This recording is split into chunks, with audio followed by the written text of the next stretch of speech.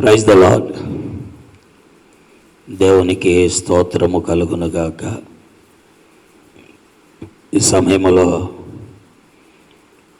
మరొక పర్యాయము ప్రభు అయిన యేసుక్రీస్తు వారి పరిశుద్ధమైన నామం పేరిట ఆయన వాక్యపరముగా మనందరము కలుసుకోవడానికి దేవుడు చేసిన సహాయం కొరకై ప్రభుని స్తోత్రిస్తున్నాం. మీరంతా బాగున్నారా? మీ యొక్క క్షేమము కొరకై మానక ప్రార్థన చేయుచున్నాం.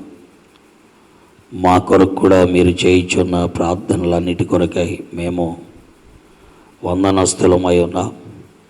ఇంకనూ ప్రార్థన చేయాలని ప్రభు పేరిట మీకు మనవి చేయుచున్నాం. ప్రపంచ మొత్తములో ఈ పాండమిక్ సిచ్యువేషన్లో అనేకమైన దేశాల్లో దాదాపు ప్రపంచమంతా కూడా ఈ యొక్క కోవిడ్-19కు గురైన వారు ఎంతోమంది ఉన్నారు. అన్ని దేశాలు కూడా ఈ సమస్యను ఎదుర్కొంటూ ఉన్నాయి. ప్రపంచ మొత్తములో ఈనాడు మనము చూస్తున్నట్లయితే 1,20,00,000కు దరిదాపు ప్రపంచంలో కరోనాకు గురైనటువంటి ప్రజలను మనము చూస్తున్నాం. అదే సమయంలో దాదాపు 5,50,000కు పైబడి లోకాన్ని విడిచిపెట్టేశారు. దీన్ని ఆపుచేయగట ఎవరి వల్ల కావట్లేదు. మరి ప్రభుత్వాలు, వైద్యులు, పోలీస్ సిబ్బంది, అధికారులు ఈ విధముగా మరి యొక్క జన సాంద్రతను నియంత్రించటానికి హక్కు కలిగిన ప్రజలందరూ కూడా చేతులెత్తి వారి జీవితాల్లో మా వల్ల ఏం కాదు, మనమిక ఈ యొక్క కరోనాతోటే జీవనము చేయాలి, కాబట్టి ప్రతి వ్యక్తి వ్యక్తిగత దూరాన్ని పాటిస్తూ అలాగే వ్యక్తిగత పరిశుభ్రతను కూడా పాటిస్తూ అంతేకాకుండా మరి మాస్కులు ధరిస్తూ శరీరములో వ్యాధి నిరోధక శక్తిని పెంచుకుంటూ దేవుని యొక్క మరి నామం పేరిట ధైర్యముతో లేక ఈ భయాందోళన నుండి విడుదల పొంది మరి ఒక విధమైన సెల్ఫ్ కాన్ఫిడెన్స్ అంటే వ్యక్తిగతమైనటువంటి మరి ఆ యొక్క మనోధైర్యముతో ముందుకు సాగిపోవాలని పెద్దలు మాట్లాడుతూ వస్తున్నట్టుగా చూస్తున్నాం. అంతేకాదు మరి దీనితో భయాందోళనతో ఇంట్లో కూర్చోకుండా వ్యక్తిగత వ్యాయామము కూడా ప్రాముఖ్యమే అని మరి ప్రభుత్వాలు, పెద్దలు, వైద్యులు మాట్లాడుతున్నట్లుగా మనము చూస్తున్నాం. కాబట్టి ఈ యొక్క పాండమిక్ సిచ్యువేషన్ వాతావరణము కొరకు విశ్వాసులైనటువంటి వారందరూ ప్రార్థన చేయాలి. ప్రభు నెరిగిన వారందరూ కూడా ఈ విషయాల కొరకై మానక భారముతో, బాధ్యతతో నా దగ్గరికి ఇది రాలేదు అని అనుకోకుండా దీనికి గురైనటువంటి ప్రజల కొరకు, దీనికి గురై లోకాన్ని విడిచిపెట్టినటువంటి కుటుంబాల ఆదరణ కొరకు ప్రార్థించవలసిన భారం మన మీద ఉన్నది. ఈ సమయంలో ప్రార్థన చేసుకుని ప్రారంభిస్తాం. పరిశుద్ధులైన తండ్రి, ప్రేమ కలిగిన మా దేవ, నీ ఘనమైన, ఉన్నతమైన, శ్రేష్టమైన, హెచ్చించబడిన నామం కొరకై మీకెంతో వందనాలు, స్తోత్రాలు, కృతజ్ఞతాస్తుతులు చెల్లిస్తూ నీ పాదములు ఎదుట సాగిలపడి నీ ఘననామాన్ని కొనియాడి గొప్ప చేయుచున్నాం. నమ్మకమైన దేవుడవు, కరుణా సంపన్నుడవు, నీవు వాత్సల్యత కలిగిన వాడవు, కృప కలిగినటువంటి వాడవు, కృపాక్షేమములు కలిగినటువంటి వాడవు, అత్యంత జాలి కలిగినటువంటి వాడవు. నాయన, ఈ యొక్క కోవిడ్-19 కరోనాకు మరి అంతము కలుగు చేయమని మీ సన్నిధిలో ప్రార్థన చేయుచున్నాం. దీన్ని నిర్వీర్యము చేయగలిగిన వాడు, లేదా దీన్ని నిర్వీర్యము చేయుటకు వ్యాక్సిన్ని ప్రవేశపెట్టగలిగిన వాడు నీ ఒక్కడవే కార్యమును చేసి మహిమ పొందమని ప్రార్థిస్తున్నాం. దాదాపు 220 కంటే ఎక్కువ దేశాలకు పైన ఈ యొక్క కోవిడ్-19కి గురైపోయి ప్రజలు ఎంతో భయాందోళనలతో, కలవరముతో, ఎటు తోచని స్థితిలో ఉంటుండగా నీ పాదములతో వస్తున్నాం ప్రభువా. ఈ భయంకరమైన వాతావరణంలో నీ బిడ్డలైన వారిని త్వరగా కాపాడారు. అయితే కాపాడబడిన వారు మేము సమర్థులము కాబట్టి కాపాడబడ్డామనుకోకుండా దీనికి గురైపోయినటువంటి బిడ్డల కొరకు, దీనికి గురై ఈ లోకాన్ని విడిచిపెట్టి వెళ్ళిపోయిన ప్రియుల యొక్క కుటుంబాల ఆదరణ కొరకు ప్రార్థించే భారము, బాధ్యత మాకు అనుగ్రహించి మహిమ పొందమని ప్రార్థిస్తున్నాం. ఈ సాయంకాలం మా సమయం మేలుకరంగా చేయండి, మాతో ఉండండి, మహిమ పొందమని యేసు దివ్యనామములో ప్రార్థిస్తున్నాము తండ్రి, ఆమేన్. ఈ సమయంలో పరిశుద్ధ గ్రంథం పైకి చూపిస్తూ గ్రంథ సంబంధిత కోరస్ మనం పాడుకుంటాం. గ్రంథ వాగ్దానములన్నీ నావే, ప్రతి అధ్యాయము వరుస వచనముల్, తాను దివ్య ప్రేమ వాగ్దానములో, గ్రంథ వాగ్దానములన్నీ నావే. Every promise in the book is mine, every chapter, every verse, every line, all the blessings of the Lord divine, every promise in the book is mine. ఈ సమయంలో దేవుని వాక్యములో ఎఫెసీయులకు రాసిన పత్రిక 2వ అధ్యాయము మరి 11, 12 వచనాలు మనము చదువుకుంటాం. ప్రాముఖ్యముగా 12వ వచనం మనమందరము కలిసి చదువుకుంటాం. ఆ కాలమందు ఇశ్రాయేలీలతో సహపౌరులు కాక పరదేశులను, వాగ్దాన నిబంధన లేని పరజనులను, నిరీక్షణ లేని వారును, లోకమందు దేవుడు లేని వారునయుండి క్రీస్తుకు దూరస్తులైంటురని మీరు జ్ఞాపకము చేసుకొనుడి. దేవుడి లేఖన భాగములను దీవించి ఆయన మనతో మాట్లాడునుగాక. ప్రభు యొక్క సహాయము కొరకై ప్రార్థన చేద్దాం. పరిశుద్ధులైన తండ్రి, చదవబడిన వాక్కు ఆశీర్వదించి మాతో మాట్లాడి మాకు సహాయము చేయమని, మాతో మీరుండమని, నీ సన్నిధి మాతో ఉంచమని, నీ పరిశుద్ధాత్మ యొక్క సహాయము మాకు అనుగ్రహించి మీరు మాతోనూ వినేవారితోనూ అందరితోనూ మాట్లాడగలిగిన సమర్థుడు కాబట్టి నీ వాక్కు అనుగ్రహించి మీరే మహిమ పొందమని యేసుక్రీస్తు వారి దివ్య నామములో ప్రార్థిస్తున్నాము తండ్రి, ఆమేన్. ప్రియులారా, దేవుని యొక్క లేఖనములలో మనము చూస్తున్న సంగతులు అక్కడ స్పష్టముగా కనబడుతూ ఉన్నాయి.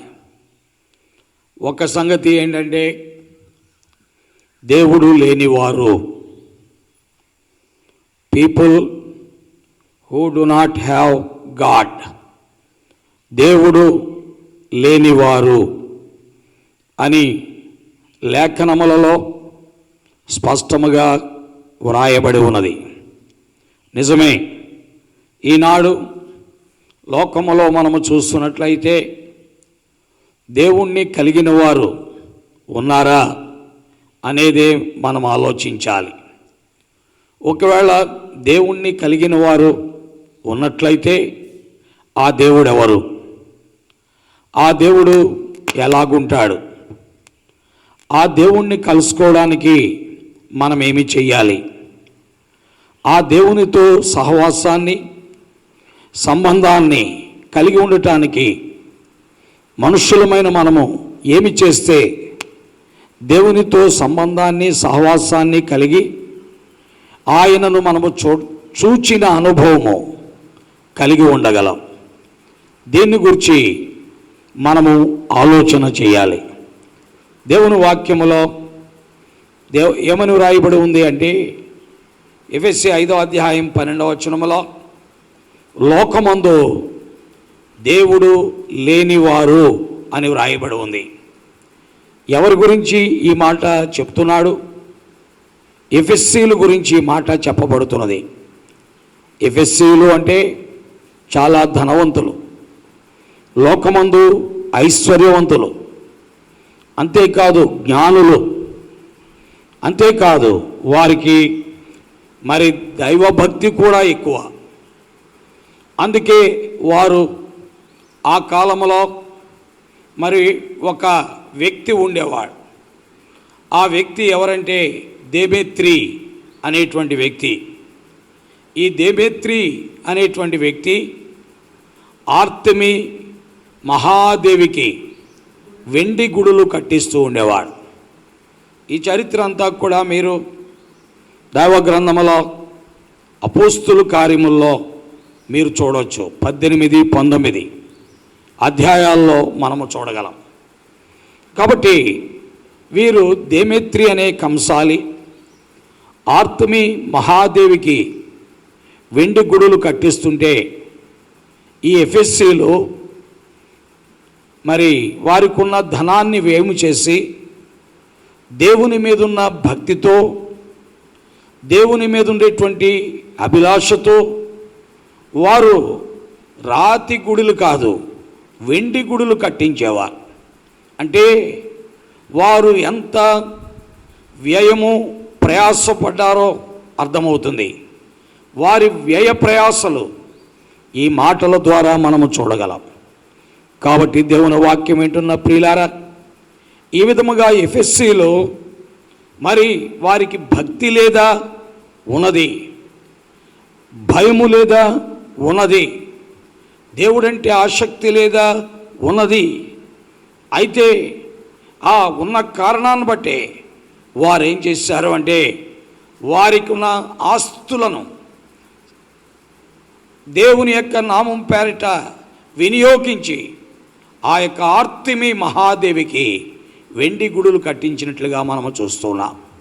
అయితే లేఖనములలో మనము చూస్తున్న సత్యం ఏంటంటే, మీరు లోకమందు దేవుడు లేనివారు అని చెప్పారు. అంటే you do not have God అని దేవుని వాక్యములో వ్రాయబడి ఉన్నది. కాబట్టి ఇప్పుడు మనం ఆలోచించవలసిన విషయం ఏంటంటే, వారికి భక్తి ఉంది, వారి భక్తితో వ్యయ ప్రయాసలతో దేవుని కొరకాయ కార్యాలు చేశారు. అయినా అక్కడ రాయబడిన మాట చూస్తుంటే దేవుడు లేనివారు అని వ్రాయబడి ఉంది. అంటే ప్రియులారా, వారికి మానవ కల్పిత పద్ధతులే తెలుసు కానీ దేవుడెవరో తెలియదు. అనగా ఆ దేమేత్రి అనే వ్యక్తి చెప్తుంటే, ఆ దేమేత్రి అనే వ్యక్తి వీరికి బోధిస్తుంటే, ఆ బోధ విని ఆ మానవ పరిస్థితులను బట్టి, మానవ కల్పిత పద్ధతుల ద్వారా వారు ఎంతో వ్యయ ప్రయాసలతో ఆ ఆర్తెమి మహాదేవికి వెండి గుడులు కట్టించారు. ఈ విధముగా వారు దేవత ఆరాధన యందు ఆసక్తి కలిగిన వారుగా వాక్యములో చూస్తున్నాం. అలాగైతే దేవుని వాక్యములో వారి గురించి వ్రాయబడిన మాట, లోకమందు దేవుడు లేని వారు అని చెప్పారు. అంటే వారి దైవభక్తి, వారి దైవ ఆరాధన, వారి కలిగి ఉన్న దైవికమైనటువంటి మార్గం కేవలము మానవ కల్పిత పద్ధతులను బట్టి ఏర్పాటు చేయబడింది. అందుకే ప్రియులారా, మానవ కల్పిత పద్ధతులు, మానవ కల్పిత పరిస్థితులు దైవోపదేశములుగా భావించి ఈ లోకములో నీవు దేవుణ్ణి వెంబడించలేవు. It is impossible to follow God by the teachings of human being. ఈ మానవ కల్పిత పద్ధతుల ద్వారా నీవు దేవుణ్ణి వెంబడించలేవు, దేవుణ్ణి ఆరాధించలేవు. అందుకనే దేవుని వాక్యములో రాయబడింది, వారు మానవ కల్పిత పద్ధతులను బట్టి వారు ఏం చేస్తారంటే లోకములో మనుష్యులు కల్పించిన మూల పాఠములకు లోబడి వారి జీవితాల్లో పితృపారంపర్యమైనటువంటి వ్యర్థ ప్రవర్తనతో దేవుడు కాని దాన్ని దేవుడు అనుకుంటూ, దైవము కాని దాన్ని దైవం అనుకుంటూ తమ మార్గములో ప్రయాణము చేసినట్లుగా దేవుని వాక్యములో మనము చూస్తున్నాం. అందుకే దేవజనుడైన ఆయన మాట్లాడుతూ ఏమన్నా అంటే, లోకమందు దేవుడు లేనివారు అన్నారు. దేవుని వాక్యం వింటున్న ప్రజలారా, నీవు దేవుణ్ణి కలిగి ఉన్నావా? నీవు దేవుణ్ణి ఎరుగుదువా? నీకు దేవునితో సంబంధం ఉన్నదా? లేక మానవ కల్పిత పద్ధతులే దైవములు అనుకుంటున్నావా? మనుషులు కల్పించిన మూలపాఠములే దైవికమైన మార్గాలు అనుకుంటున్నావా? లేకపోతే ఈ పితృపారంపర్యమైనటువంటి పితరుల నాటి నుండి వస్తున్న ఇష్టమైనటువంటి మార్గాల్లో మనము ప్రయాణము చేస్తున్నామా? అలాగైతే మన జీవితాల్లో దేవుడు లేని వారిగా అయిపోతాం, దేవుడు లేని వారిగా అయిపోతాం. కాబట్టి దేవుణ్ణి కలిగిన వారిగా మనం ఉండాలి. దేవుణ్ణి కలిగిన వారిగా మనం ఉండాలంటే దేవుని గూర్చి తెలియశక్యమైనదేదో అది మన మధ్య విశదమై ఉన్నది. ఆయన నిత్య శక్తి, జగదుత్పత్తి మొదలుకొని ఆయన లక్షణములను దైవత్వమును పరిశీలించుట వలన తేటపడతాయి. అందుకే మరొకడు మనకు దేవుణ్ణి గూర్చి బోధించవలసిన పని లేదు, లేక ఒక వ్యక్తి చెప్పిన దాన్ని బట్టి దేవుణ్ణి వెంబడించవలసిన పని లేదు అని దేవుని వాక్యములో మనము చూస్తున్నాం. అందుకే రోమాపత్రిక 1వ అధ్యాయం 19వ వచనములో రాయబడింది, ఎందుకనగా దేవుని గూర్చి తెలియశక్యమైనదేదో అది మన మధ్య విశదమైనది. అర్థమైందా? దేవుని గూర్చి తెలియవలసిందేదో మన మధ్య విశదమైనది. ఏంటి? మనము పీల్చే గాలి, మనము త్రాగుచున్న నీరు, మనము నిలబడిన భూమి, పైన ఆకాశము, ఈ సూర్యచంద్ర నక్షత్రములు, ఈ పంచభూతముల యొక్క నిర్మాణకుడు ఎవరు అని నీవు ఆలోచిస్తే అది నీకు తెలియశక్యమై ఉన్నది. కాబట్టి దేవుని వాక్యములో 19వ వచనములో మాట్లాడుతూ పలికిన మాట ఏమంటున్నా అంటే, దేవుని గురించి తెలియశక్యమైనదేదో అది వారి మధ్య విశదమై ఉన్నది. గాలిని మానవుడు సృష్టించగలడా?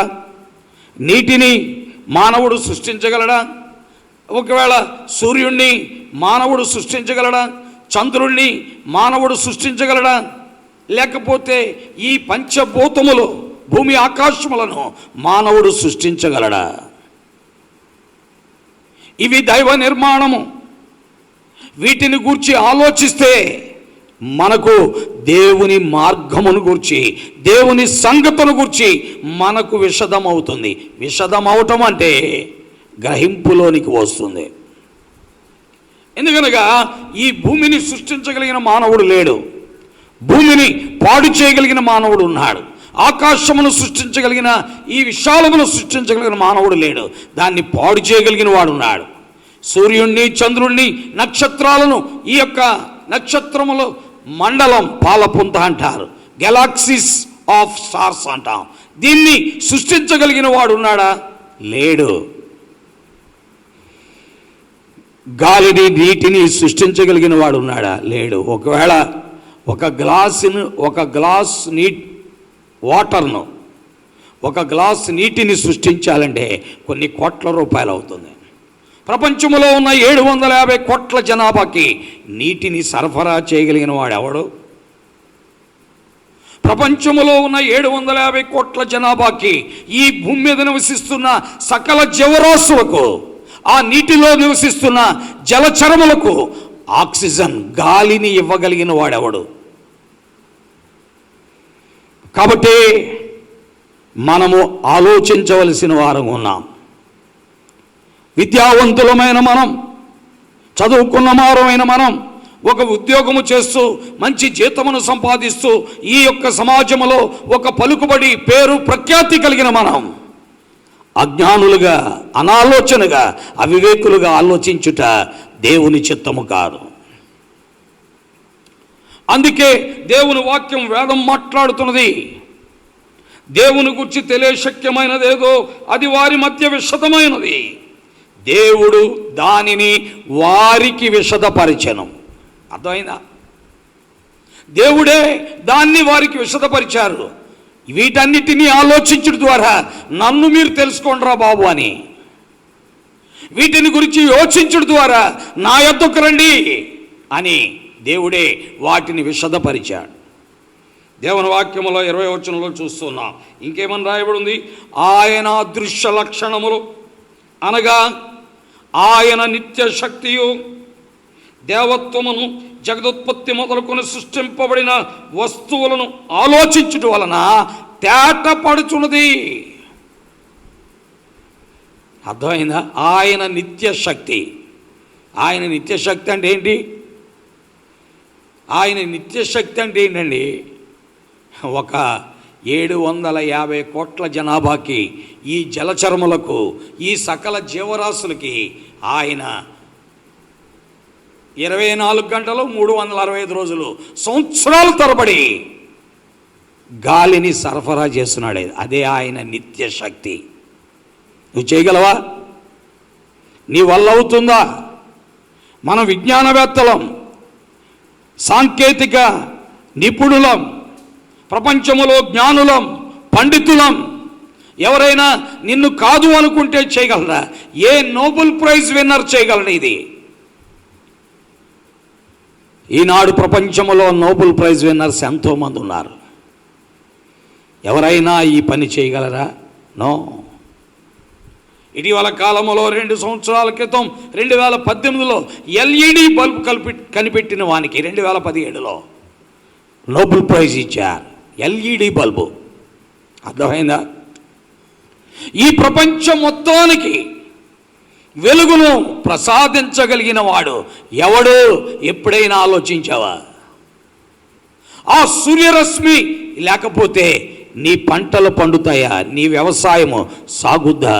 లేక నీకు ఆరోగ్యం ఉంటుందా? నీ ఇంటిలో ఉండే పశువులకు ఆరోగ్యం ఉంటుందా?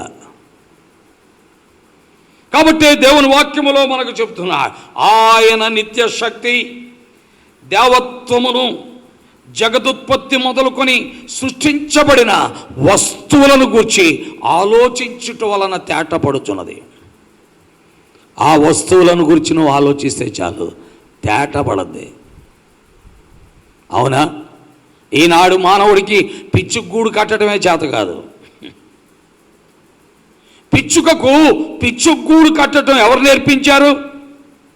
ఈ ప్రపంచంలో ఏ ఇంజనీర్ అయినా పిచ్చుగూడు కట్టగలడా?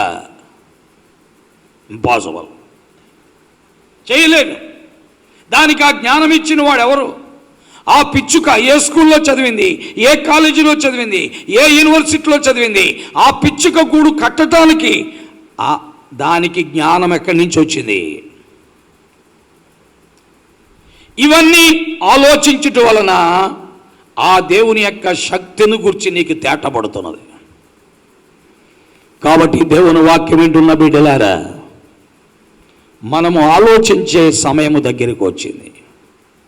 ఈనాడు మనము దేవుణ్ణి కలిగి ఉన్నాం అని అనుకుంటూ దేవుడు లేని వారిగా మనము జీవిస్తున్నాం. దేవునితో సంబంధం ఉంది అని అనుకుంటూ మనము దేవునికి విరోధంగా మార్గంలో ప్రయాణం చేస్తున్నాం. దేవుణ్ణి ఆరాధిస్తున్నాం అనుకుంటూ సృష్టమునే మనం ఆరాధిస్తున్నాం. సృష్టికర్తను కాదనుకుంటున్నాం. ఈ నిర్మాణకుడును నువ్వు గ్రహించావా? దేవుని వాక్యములో మనము చూస్తున్నది అదే. అందుకనే 19వ 20వ వచనములో అంటున్నాడు, జగదుత్పత్తి మొదలుకొని సృష్టించబడిన వస్తువులను ఆలోచించడం వలన తేటపడుచున్నది. గనుక వారేమైపోయారండి? నిరుత్తరులై ఉన్నారు. నిరుత్తరులై ఉన్నారు అంటే ఏంటంటే జవాబు చెప్పలేని వారుగా ఉన్నారు, మరలా ప్రత్యుత్తరము చెప్పలేని వారుగా ఉన్నారు. నిరుత్తరులై ఉన్నారు అంటే అర్థమేంటి? బదులు చెప్పలేని వారుగా ఉన్నారు. నిజమే అని గ్రహించవలసిన వారు ఉన్నారు.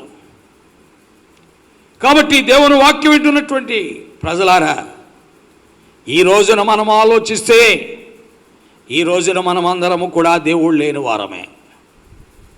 దేవుణ్ణి కలిగి ఉన్నామని భ్రమపడుతూ, దైవభక్తిలో ఉన్నామని భ్రమపడుతూ, దేవుణ్ణి ఆరాధిస్తున్నామని భ్రమపడుతూ, దేవుని మార్గములో నడుస్తున్నామని భ్రమపడుతూ, దేవుని కొరకై ఏవో చేస్తున్నామని భ్రమపడుతూ, ఏమీ చెయ్యలేని మనం చేసేదంతా నిష్ప్రయోజనమైనదని గ్రహించలేకపోతున్నాం. అందుకే దేవుని వాక్యములో మనము చూస్తున్నాం. అందుకే ఏమంటున్నాడు? మరియు వారు దేవుణ్ణి ఎరిగియు ఆయనను దేవునిగా ఏం చేయలేపారు. దీనంతటికి కారణం ఎవరు అనే విషయం వారికి ఒకవేళ గ్రహింపులోకి వచ్చిన ఆ గ్రహించినటువంటి సంగతిని బట్టి ఆ దేవుని యొద్దకు రావడానికి వారికి ఎన్నో అడ్డులు, ఆటంకాలు, ఎన్నో బంధకాలు, పలు రకములైనటువంటివి వారి చుట్టూ అలుముకొని ఉన్న కారణాన్ని బట్టి ఆ సృష్టికర్త దగ్గరికి మానవుడు రాలేకపోతున్నట్లుగా మనము చూస్తున్నాం. పిల్లరా, ఈ విధముగా దేవుడిచ్చిన సమస్తాన్ని మనం అనుభవిస్తున్నాం. We are enjoying the creation of God, but we are not worshipping the creator. ఆ దేవుని సృష్టి యావత్తు మనం అనుభవిస్తున్నాం, దినదినము అనుభవిస్తున్నాం. ఇప్పుడు మన వయసు ఒక 60-70 సంవత్సరాలు అయితే, లేక ఒక 50 సంవత్సరాలు అయితే, ఒక 40 సంవత్సరాలు అయితే, 40 సంవత్సరాలుగా ఆయన గాలి అనుభవించావు, 40 సంవత్సరాలుగా ఆయన నీరు అనుభవించావు, 40 సంవత్సరాలుగా ఆయన యొక్క వాతావరణాన్ని అనుభవించావు, 40 సంవత్సరాలుగా ఆయన సూర్యుడిని, చంద్రుడిని, ఆయన ఇచ్చే వర్షాన్ని, ఈ ఋతువులను అనుభవించావు. కాబట్టి ఈ 40 ఏండ్లుగా, 50 ఏండ్లుగా, 60 ఏండ్లుగా, 70 ఏండ్లుగా అనుభవించి కూడా ఆయన ఎవరో ఎరుగక, ఆయన ఎలాంటి వాడో తెలియక మన జీవితాలు నష్టపోతూ ఉన్నాయి. అందుకే దేవుని వాక్యములో రాయబడిన మాట ఏంటంటే, లోకమందు మీరు దేవుడు లేనివారు. పిల్లరా, దేవుడు లేనివారుగా మనం ఉండటానికి కారణం ఏంటి అంటే, మన చుట్టూ ఉన్న సమాజము, మన చుట్టూ ఉన్నటువంటి ఆయా రకములైనటువంటి బంధకాలు, ఆయా రకములైనటువంటి పరిస్థితులు, లేక సంస్కృతులు, సాంప్రదాయాలు, భాషలు, లేక మన రంగు, లేక మన యొక్క మరి మతములు, కులములు, గోత్రములు, ఇవి దేవుణ్ణి తెలుసుకోకుండా మనల్ని ఏం చేస్తున్నాయంటే అడ్డుపడుతున్నాయి, సత్యవంతుల దగ్గరికి రాకుండానే చేస్తున్నాయి. ఈ విధముగా మనము దేవుడు లేని వారముగా మారిపోతూ ఉన్నాం. ప్రియులారా, దేవుడు అంటే మీకు మరలా చెప్తున్నాను, కొన్ని విషయాలు చెప్పాలని ఆశపడుతున్నాను. దేవుడు అంటే నిత్యుడు, రెండవది స్వయంభవుడు, మూడవది స్వంత ఉనికి కలిగిన వాడు. ఆయనను మరొకరు సృష్టించక్కర్లేదు, ఆయన తనకు తానుగా ఉండగలిగినటువంటి వాడు. ఆయన ఈ పంచభూతములను సృష్టించిన వాడు, ఆయనే ఈ సకల జీవరాశులను సృష్టించిన వాడు, ఆయనే ఈ మానవ జాతిని సృష్టించిన వాడు, ఆయనే ఈ ప్రపంచములో ఉన్న సమస్తానికి ఆధారమైనటువంటి వాడు. ఈనాడు మనం బ్రతుకుతున్నాము అంటే ఆయన వలన, చలిస్తున్నామంటే ఆయన వలన, ఉనికి కలిగి ఉన్నామంటే ఆయన వలన, జీవించుచున్నామంటే ఆయన వలన. ఇవన్నీ దేవుని ద్వారా జరుగుతున్న సంగతులే. దాదాపు 14 చెప్పాను.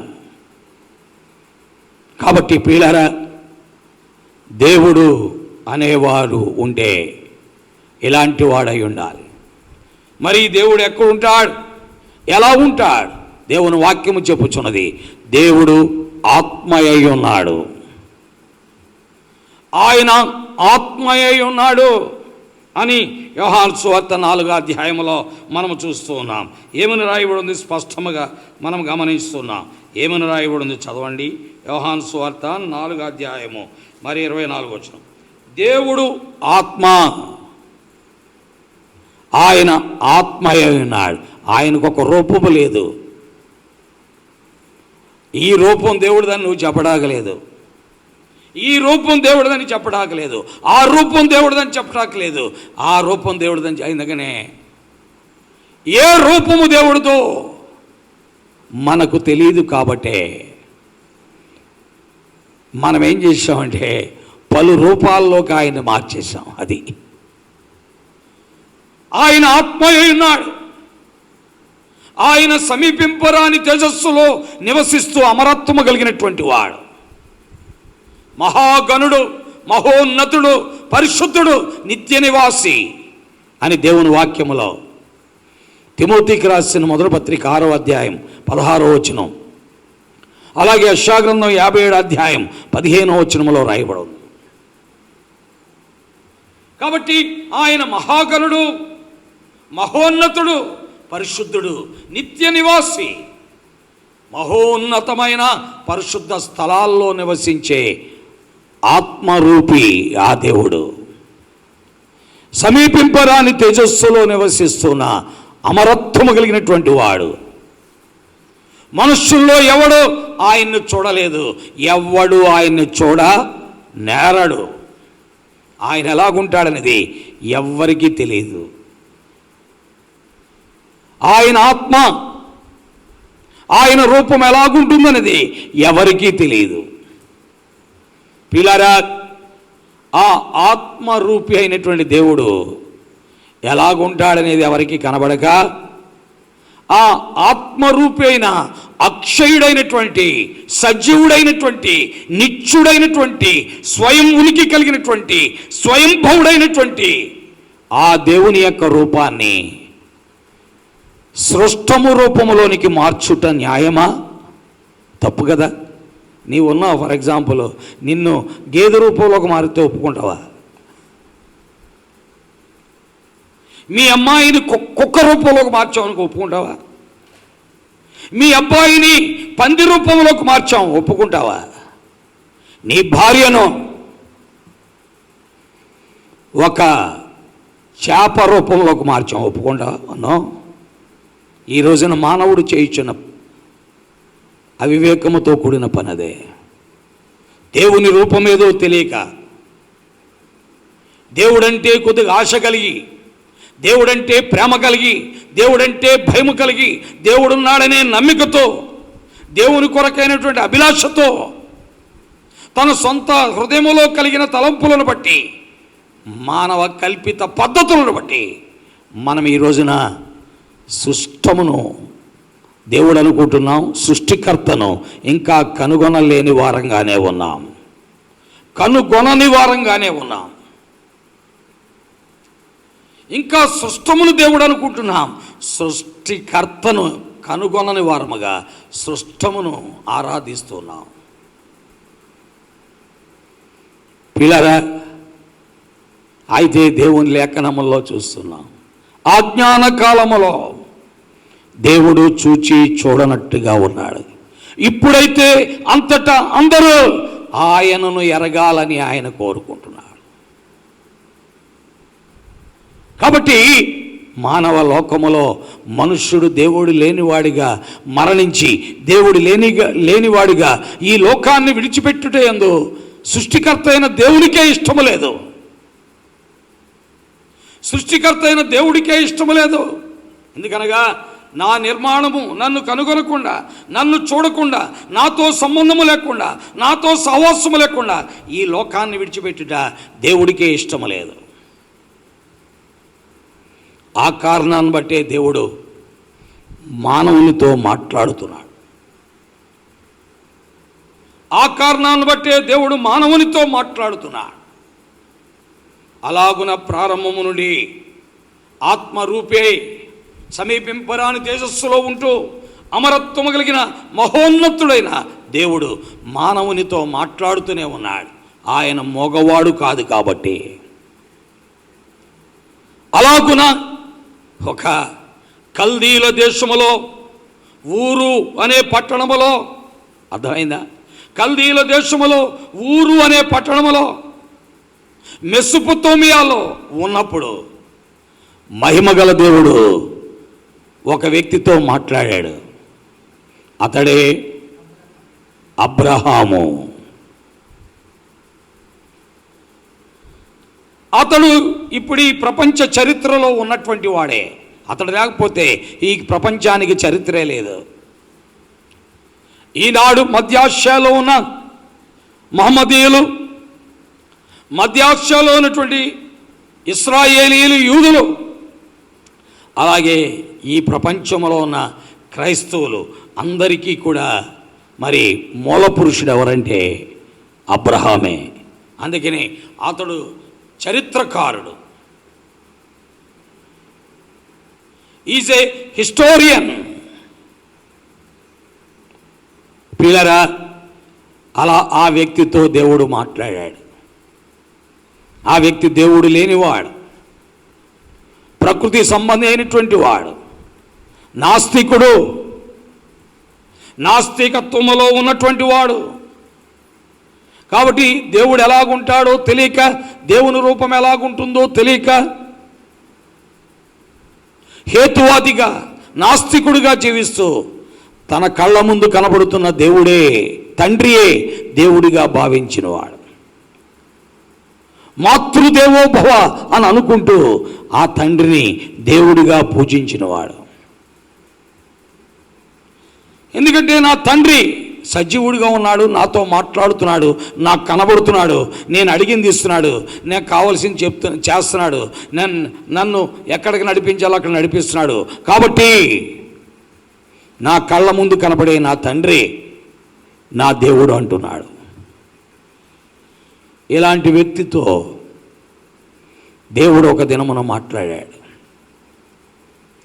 వాళ్ళ తండ్రి యొక్క వృత్తి ఏంటంటే బొమ్మలు చేయటం, ఆ బొమ్మలను బజార్లో అమ్మటం.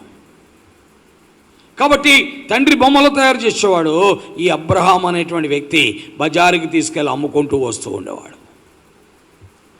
ఇలాంటి వాడైన ఈ అబ్రహాము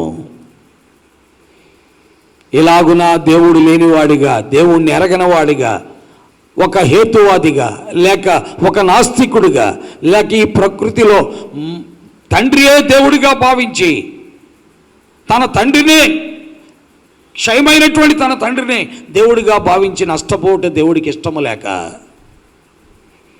దేవుడు ఒక దినమున అతడు బజారులో బొమ్మలు అమ్ముకొని వస్తుంటే అబ్రామా అని పేరు పెట్టి పిలిచాడు.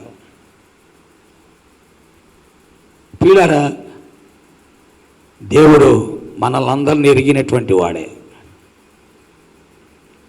మన పేర్లు ఎరిగినటువంటి వాడే. మనము ఏ మతానికి చెందినా, ఏ కులానికి చెందినా, ఏ సంస్కృతి చెందినా, ఏ సాంప్రదాయములకు చెందినా, ఏ జాతికి చెందినా, ఏ తెగకు చెందినా మనల్ని ఎరిగినవాడు, మన ఏ ఊర్లో ఉన్నామో ఎరిగినవాడు, ఏ పట్టణంలో ఉన్నామో ఎరిగినవాడు, మన పేర్లు ఎరిగినవాడు, మన పేర్లు ఎరిగి దేవునితో సంబంధమును మనము కలిగి ఉండాలని కోరుకునేవాడు. కాబట్టి ఈ అబ్రామును అబ్రామ అని పేరు పెట్టి పిలిచాడు. వెంటనే అతడు వెనక్కి తిరిగాడు. తిరిగితే స్వరం వినబడుతుంది, కానీ ఎవరూ కనబడట్లేదు. స్వరం వినబడుతుంది, కానీ ఎవరూ కనబడట్లేదు. అప్పుడు మరలా అబ్రామ అన్నాడు. వెంటనే ఆ దేవుని స్వరమునకు అతడు ఏమైపోయాడండి? విధేయత చూపించాడు. పిల్లరా, దేవుడు ఆత్మ, ఆయన సజీవుడు అన్నాం అంటే దేవుడు మాట్లాడేవాడు. అందుకే వేదవాక్యం అంటుంది, దేవుడంటే దేవుని వాక్యమే. ఆది యందు వాక్యము ఉండెను, వాక్యము దేవుని యొద్ద ఉండెను, వాక్కు దేవుడై ఉండెను. ఆ వాక్కు అయి ఉన్న దేవుడు, ఆ వాక్యమైనటువంటి దేవుడు, ఆది యందు ఉన్నటువంటి దేవుడు, జగత్తు అందరి సమస్తానికి నిర్మాణకుడైనటువంటి దేవుడు అబ్రామా అని పిలవడంతో అబ్రాము ఆశ్చర్యపోయాడు. వెంటనే ఆ దేవునికి లోబడ్డాడు. ఆ సృష్టికర్తకు అప్పగించుకున్నాడు. ప్రియమైన దేవుని వాక్యం వింటున్న బిడ్డలారా, ఆ ఆత్మ అయినటువంటి దేవుడు, కనబడనటువంటి దేవుడు, ఆయన రూపం ఎలాగుంటుందో ఎరగనటువంటి మనం ఆయనను తెలుసుకోవడానికి ఆయన మాట్లాడేవాడు తన వాక్యము ద్వారా. ఆయనను మనం ఎరగటానికి దేవుడు ఏర్పాటు చేసిన ఒక సర్వోత్తమైనటువంటి ఆయుధమే ఆయన యొక్క వాక్కు. ఆయన వాక్కును నువ్వు నమ్మకపోతే, ఆయన వాక్కుకు నువ్వు లోబడకపోతే, ఆయన వాక్కుకు నువ్వు అప్పగించుకోకపోతే ఇంకెప్పటికీ నీవు దేవుణ్ణి చూడలేవు.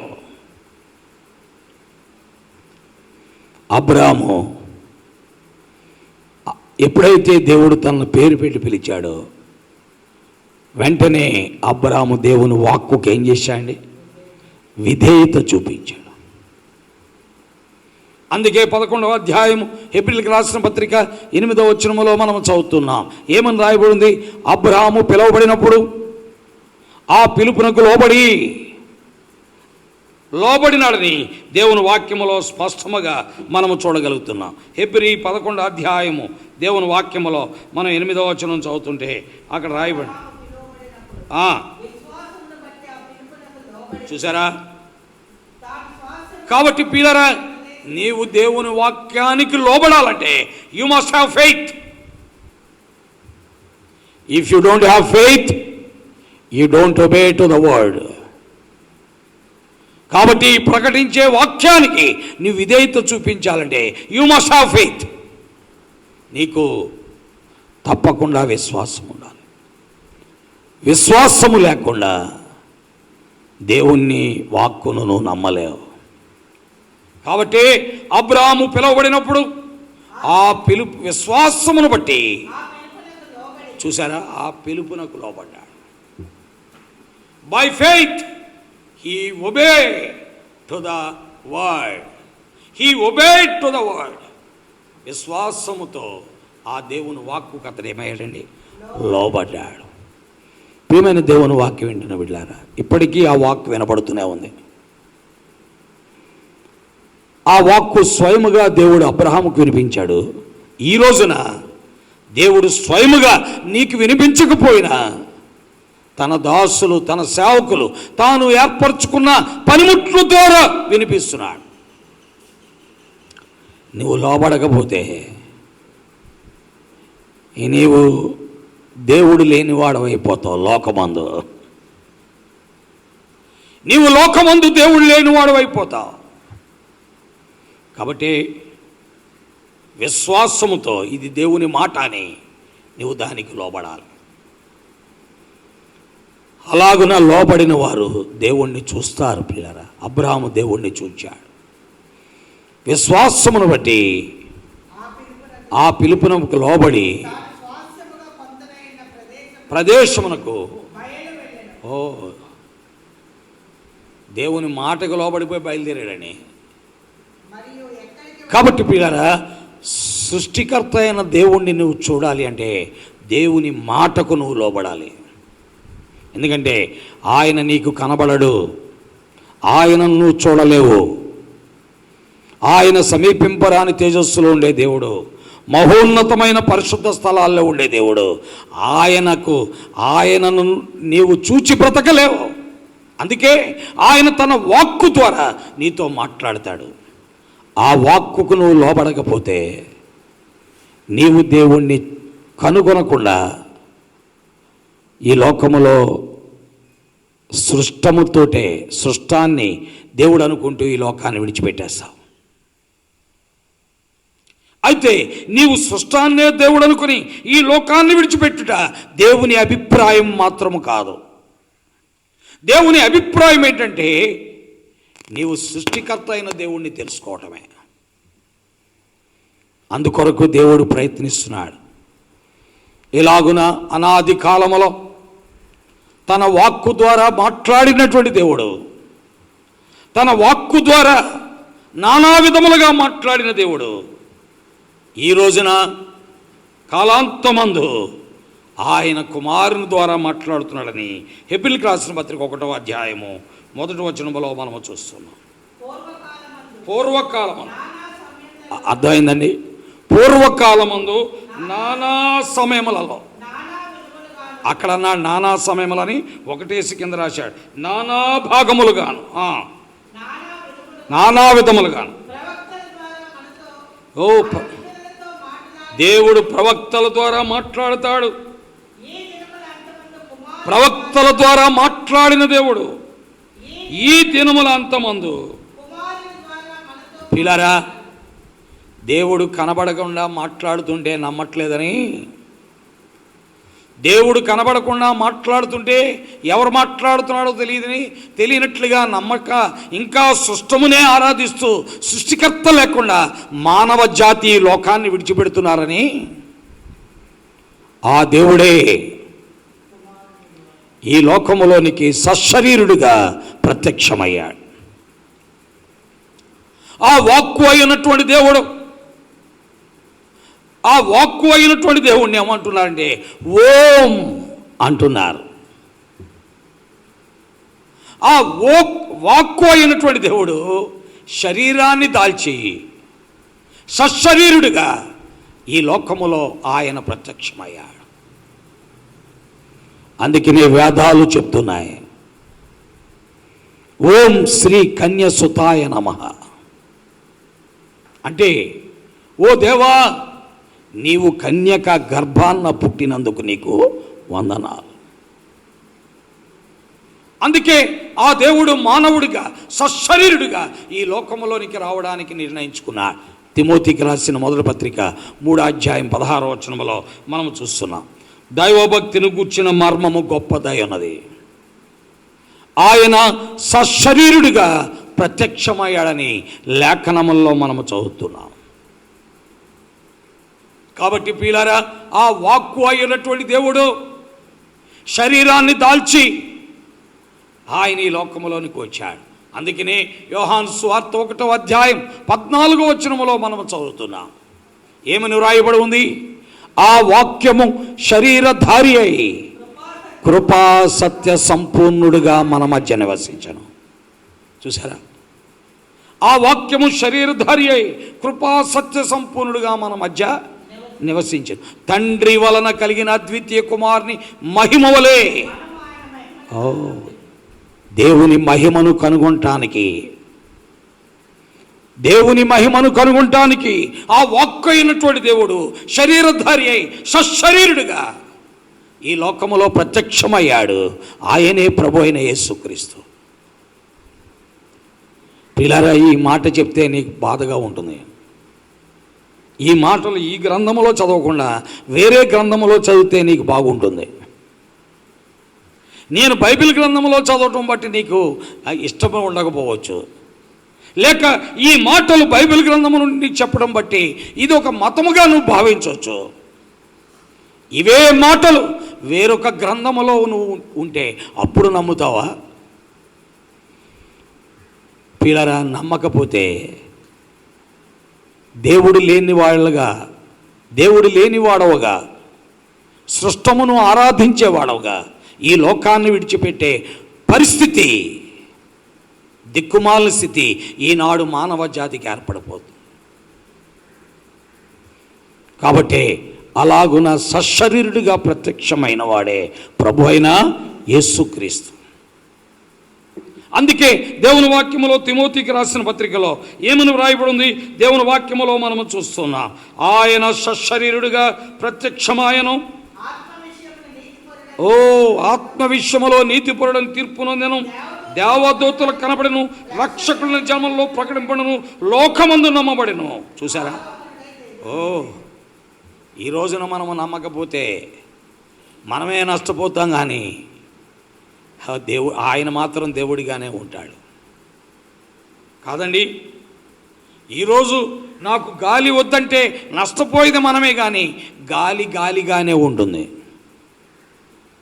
గాలి వద్దనుకొని మనం దాన్ని త్రోసేసి నేను నిన్ను పేల్చను అని అనుకుంటే పాడైపోయేది, మరణించేది, జీవాన్ని కోల్పోయేది మనమే. ఆయన మాత్రం, గాలి మాత్రం దానికే నష్టం కలగదు. అలాగే ఆ ప్రభు అయిన దేవుడు తను తాను నీకు ప్రత్యక్షపరచుకున్న కొరకు ఆ వాక్కు అయినటువంటి దేవుడు సశరీరుడిగా మానవుడిగా ఈ లోకములోనికి యేసుక్రీస్తు అనే పేరున వచ్చాడు. కాబట్టి నీవు ఆయన్ని నమ్మితే, నీవు ఆయన్ని అంగీకరిస్తే, నీవు ఆయనను అంగీకరించి నమ్మి సహవాసము చేయగలిగితే, సంబంధము కలిగి ఉండగలిగితే దేవునితో నీకు సంబంధము ఏర్పడుతుంది. దేవునితో నీకు సంబంధం ఏర్పడుతుంది. కాబట్టి ఆలోచన చేద్దాం. ఆ ప్రభువైన యేసుక్రీస్తు వారు కూడా ఆయన పలికినారు. దేవుని వాక్యములో మనము చూస్తాం. ఆ ప్రభువైన యేసుక్రీస్తు వారి గురించి చాలా విషయాలు గ్రంథములో రాయబడినాయి. ఏమని రాయబడినాయి? ఆయన ఆది అయి ఉన్నటువంటి వాడు, అన్నిటికంటే ముందుగా ఉన్నటువంటి వాడు. అవునా? ఆయన సమస్తమునకు ఆధారభూతుడు. కలిగినదేది ఆయన లేకుండా కలగలేదు. సమస్తము ఆయన ద్వారా, ఆయన మూలముగా, ఆయనను బట్టి కలిగాయి అని చెప్పబడిన ఆ దేవుడే ఈ ప్రభు అయిన యేసుక్రీస్తు వారు. ఇప్పుడు ఆయన నమ్మకపోతే మనం ఏమైపోతాం? లోకమందు దేవుడు లేని వారం అవుతాం. ఎంత భక్తి చేస్తూ, ఇన్ని దేవుడి పేరుని ఇన్ని డబ్బులు ఖర్చు పెడుతూ, దేవుడి పేరుని ఎంత వ్యయప్రయాసాలు గురైపోతూ, దేవుడి పేరున మనము మన యొక్క రూపాలను అందవికారంగా చేసుకుంటూ, ఎంతో దేవుడంటే అభిలాష కలిగిన మనం నీ కొరకై మానవ రూపంలో వచ్చిన క్రీస్తును నువ్వు నమ్మకపోతే లోకమందు నువ్వు దేవుడు లేనివాడు అయిపోతావు. దేవుడు లేనివాడు అయిపోతావు. అది దేవునికి ఎంత మాత్రం ఇష్టం లేదు. కాబట్టి ఆయన తన మహిమను విడిచిపెట్టి, ఆయన ఆ సింహాసనాన్ని విడిచిపెట్టి, ఆ ఘనతను విడిచిపెట్టి, ఆ ఖ్యాతిని విడిచిపెట్టి ఆయన ఈ లోకములోనికి మన కొరకు వచ్చేసాడు. అందుకే ఇప్పుడు యోహాను సువార్త 1:18 మనం చదువుతున్నాం. ఏమని రాయబడింది? యోహాను సువార్త 1:18 ఏమని రాయబడింది? చదవండి. అర్థమైందా బాబు? అమ్మా, బాబు, అయ్యా, ఓ పెద్దలారా, తండ్రులారా, అయ్యలారా, ఓ ప్రియమైన సహోదరి సహోదరులారా, ఓ ప్రియమైన యవ్వన బిడ్డలారా, ఎవడను ఎప్పుడైనాను ఇంతవరకు దేవుణ్ణి చూచినోడే లేడు. తండ్రి రొమ్మున ఉన్న అద్వితీయ కుమారుడే ఈ ప్రపంచంలో ఎంతవరకు ఎవడు ఎప్పుడు ఎన్నడూ దేవుణ్ణి చూడలేదు. అడిగి చూడండి, పాదుల్ని అడిగి చూడండి, పూజారులను అడిగి చూడండి, పీఠాధిపతులను అడిగి చూడండి, మత నాయకులను అడిగి చూడండి, ఈ లోకములో దైవ భీతి కలిగిన వారిని అడిగి చూడండి. ఎవడును ఎప్పుడును దేవుని చూచి ఉండలేదు. తండ్రి రొమ్మున ఉన్న అద్వితీయ కుమారుడే ఆయనను బయలుపరిచెను. కాబట్టి దేవుణ్ణి చూడాలనుకున్నవాడు ఖచ్చితంగా ప్రభు అయిన యేసుక్రీస్తునందు విశ్వాసం ఉంచవలసిన వాడు. ఏంటయ్యా ఇంతసేపు గంట చెప్పింది మీ మతంలో కలుపుకోడాగా, మీ మతాన్ని ప్రకటించుకోడాగా అని మీరు అడగొచ్చు నన్ను.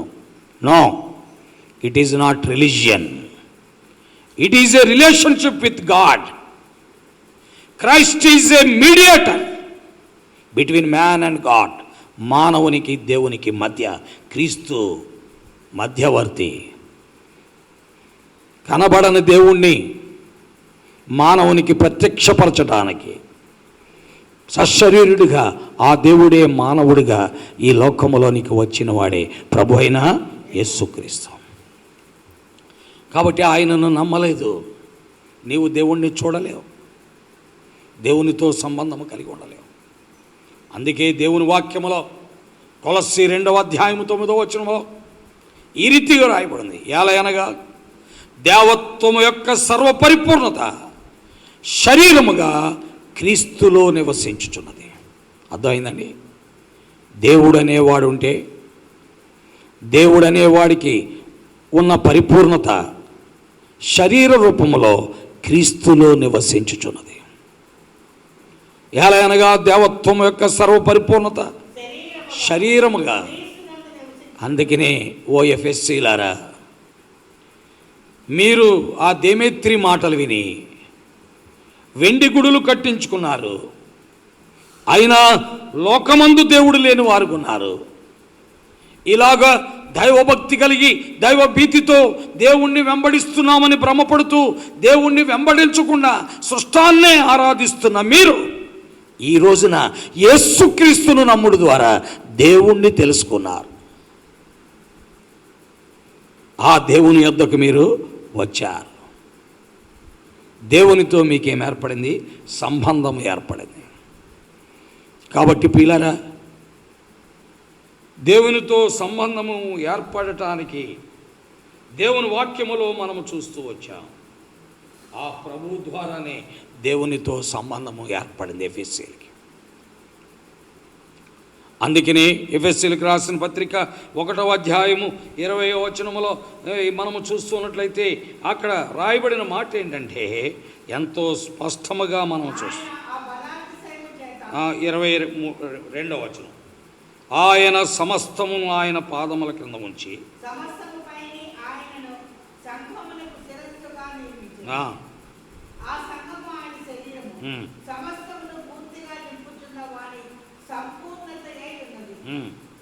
కాబట్టి ఆ క్రీస్తు ప్రభు ద్వారా మిమ్ములను ఏమంటున్నాడు?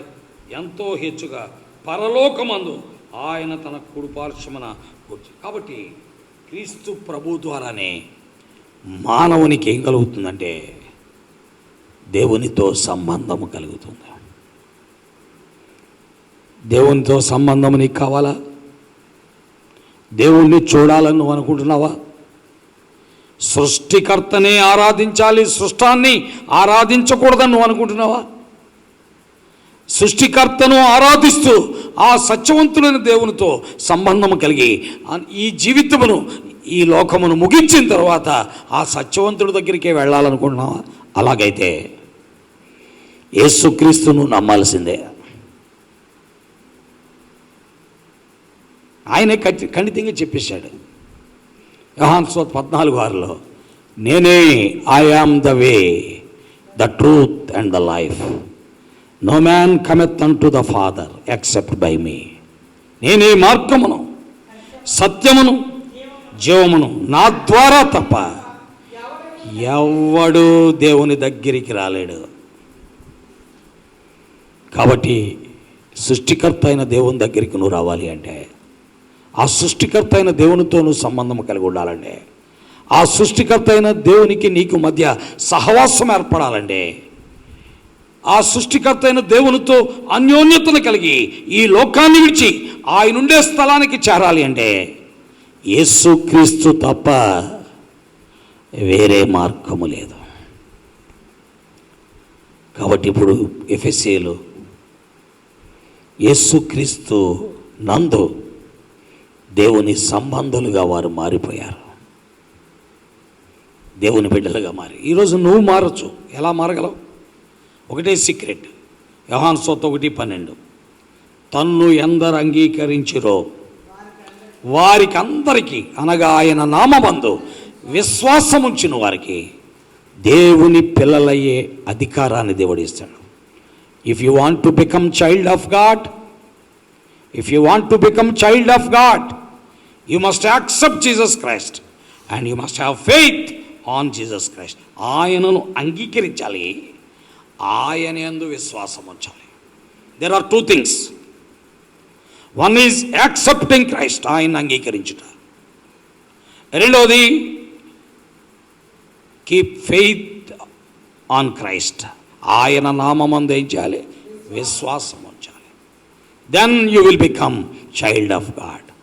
దేవుని బిడ్డవు కావాలి అంటే యేసుక్రీస్తును అంగీకరించాలి, యేసుక్రీస్తు నామమునందు విశ్వాసం ఉంచాలి. నిర్ణయం నీదే, బలవంతము లేదు. సృష్టికర్త అయిన దేవుడితో నీకు సంబంధం కావాలంటే క్రీస్తుని నమ్మాలి. సృష్టికర్త అయిన దేవుణ్ణి ఆరాధించాలన్నా క్రీస్తు నమ్మాలి. ఈ లోకాన్ని విడిచిపెట్టిన తర్వాత సృష్టికర్త అయిన దేవుడు ఉండే స్థలానికి చేరాలన్నా క్రీస్తు నమ్మాలి. ఆయన బిడ్డగా నువ్వు జీవించాలన్నా క్రీస్తును నమ్మాలి.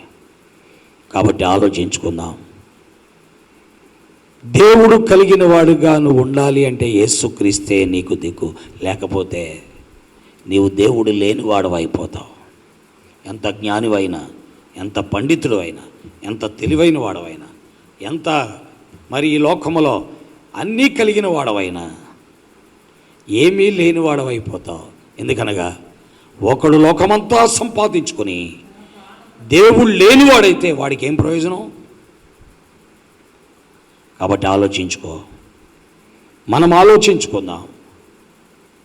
మన గురించి మనము ఆలోచించుకుని ఆ దేవుని దగ్గరికి వద్దాం. ప్రభు యేసుక్రీస్తునందు విశ్వాసం ఉంచుదాం. ప్రభు తన వాక్యమును మన గ్రహింపులోని తెచ్చి ఆయనను వెంబడించినట్లుగా సహాయము చేయను కాక. ఆమేన్. ప్రార్థిస్తాం. కళ్ళు మూసుకుందాం. మీకు ఇష్టమైతే ఎక్కడి నుండి వింటున్నా